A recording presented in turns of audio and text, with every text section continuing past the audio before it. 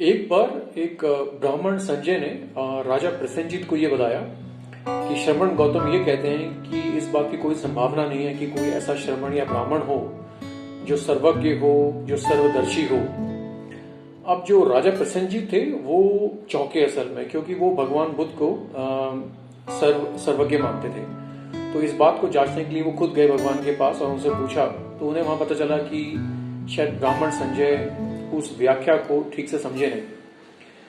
तो भगवान ने क्या बताया कि एक्चुअली उस समय एक मान्यता थी। मान्यता ये थी कि जो सर्वज्ञ होता है वो हर समय, हर सेकंड, सोते जागते चलते फिरते पूरे ब्रह्मांड में जितने भी असंख्य लोग हैं उनमें हर एक प्राणी की अवस्था का उनको हर समय ज्ञान होता है। तो ये इस तरीके की मान्यता थी सर्वज्ञता के लिए, सर्वज्ञ के लिए। तो भगवान बुद्ध ने कहा कि नहीं, इस बात की कोई संभावना नहीं है, लेकिन जो सर्वज्ञ होता है वो जिस समय, जिस सेकंड, जिस भी चीज के बारे में जानना चाहता है जान सकता है, देखना चाहता है देख सकता है। तो भगवान बुद्ध इस मायने में सर्वज्ञ थे। एक्चुअली जब एक प्राणी, जैसे कोई भी व्यक्ति ध्यान करते करते चौथी अवस्था तक जब पहुंचता है तो उसकी चौथे ध्यान की अवस्था में जब स्टेब्लिश हो जाता है तो उसके पास ये रिद्धियां या एक सुपरनेचुरल पावर आ जाती हैं कि परिचित ज्ञान हो जाता है, दिव्य श्रोत मिल जाते हैं, दिव्य चक्षु मिल जाते हैं, पुराने जन्मों का भी ज्ञान हो जाता है। लेकिन ये सिद्धियां फिर भी सीमित होती हैं। लेकिन जो भगवान सम्यक संबुद्ध होते हैं, जैसे भगवान सिद्धार्थ गौतम जो थे, इनकी जो सिद्धियां हैं, जो इनकी पावर्स हैं, वो असीम हैं।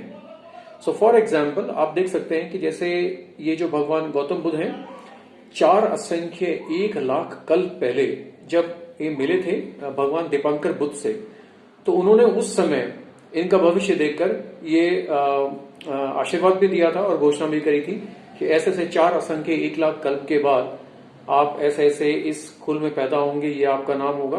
तो कहने का मतलब ये है कि जो सम्यक संबुद्ध होते हैं, इनके पास जो रिद्धियां हैं, जो सुपरनेचुरल पावर हैं, वो असीम है, उसकी कोई लिमिट नहीं है।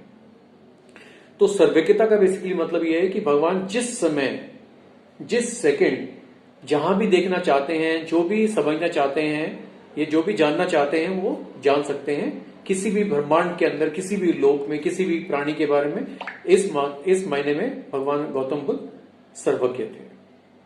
अगर कोई आपका क्वेश्चन है तो please right it in the comment section.